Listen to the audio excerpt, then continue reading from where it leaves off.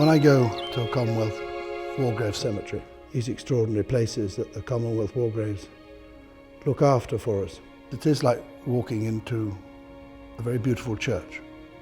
And you have to be silent. There usually is no music except birdsong. And it's a time for reflection about, I suppose, the state of mankind and where we are and what these people did die for. What was the point of it all? We did hear they were fetching all back from France under 19. For goodness sake, Horace, tell them how old you are. I'm sure they will send you back if they know you are only 16. If you don't do it now, you will come back in bits, and we want the whole of you. So no more this time, only my love. Bob says hurry up and come back. Your loving sister Florrie. 20 kisses.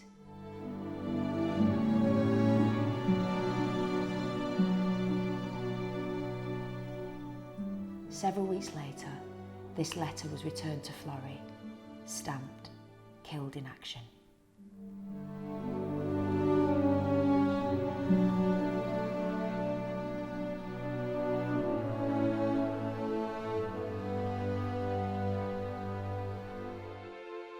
Kevin was devastatingly handsome. There's almost an innocence about him that rather takes your breath away. He was a beautiful young man. We realised that nobody had been to see Kevin for over 90 years, and it was a really very moving thing for John and I to have seen, and it's had a very profound effect on us, how we viewed the First World War. I do think as part of any child's education these days that a visit to the war graves is a salutary lesson of the enormity of loss of life of young people. Those classical cloisters themselves bear witness to the loss of life around Arras. On average, more than 4,000 soldiers were killed or wounded for every day of the offensive. And the evidence is here, on the Commonwealth War Graves Commission's memorial to the missing in Arras, on panel after panel after panel. We met Trevor Finch and his daughter Mandy, who came from Chesterfield to pay tribute to his grandfather George, who died not far from here 100 years ago. He's from Chesterfield in Derbyshire, Notts and Derby Regiment, the Shield Foresters. We're probably the first relatives what have come and seen him as well. Possibly, yeah. I don't know of any others that have been in my lifetime. I actually made a cross with this photograph on. His name. And laid it below his name. You know. In Flanders fields, the poppies blow. Between the crosses, row on row, that mark our place, and in the sky, the larks still bravely singing fly, scarce heard amid the guns below. It's a poem Canadian children, myself, my children in Canada, learn from a young age. It captures both the sacrifice of war, the friendship of war, but also the importance of retaining solidarity through the generations, through the years, and it helps retain the memory and the lessons of both the tragedy of the Great War and the heroism and the camaraderie.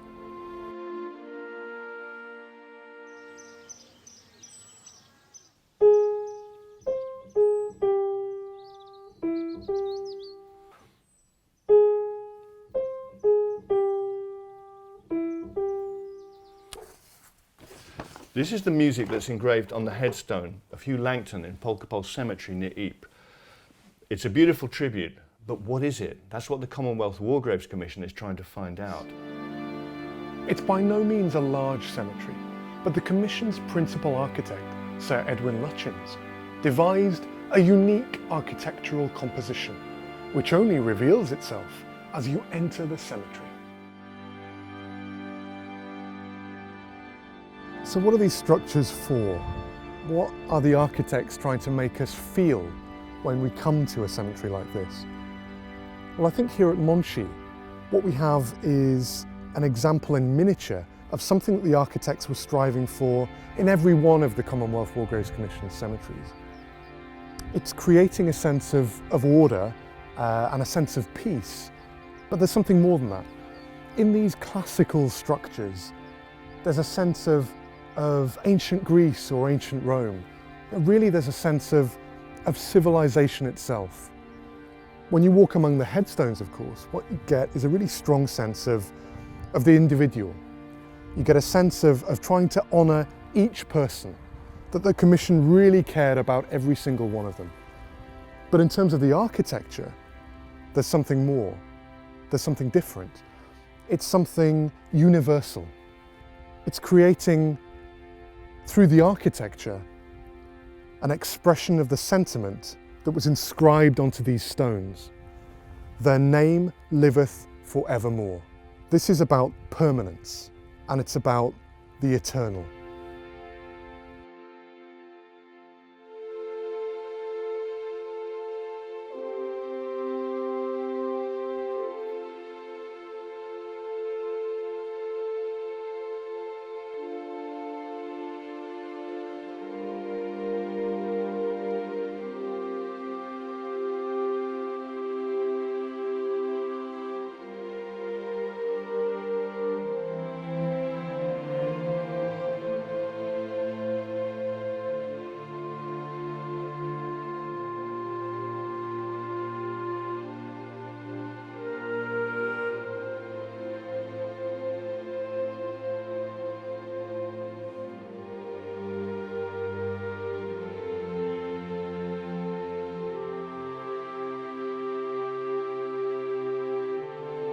They brought Roland's body here, to Hermier's Commonwealth War Graves Cemetery. Even at a distance, you can see the engraving of the Victoria Cross, carved by the Commission upon the headstones of those brave few awarded the medal, and above it, the badge of his regiment, the Durham Light Infantry. But it isn't the badge, the rank, or even the Victoria Cross that first struck me when I saw this. It's this, his age. He's 25. He's the same age that I am, and he had already achieved so much in his short life, commanding thousands of men in battle, winning Britain's highest award for gallantry. All I really have to worry about is paying off my student debt. Tynecourt, it's so wonderful because there's no grave for Harry and Ronald, and to have their names engraved there on the wall must have been a marvellous thing to see, because it does mean they're not forgotten. It really does mean that they'll always be there. I think they were remarkable people, and that's just not me talking as a as a great-granddaughter wanting them to be like that. I think they really were remarkable men.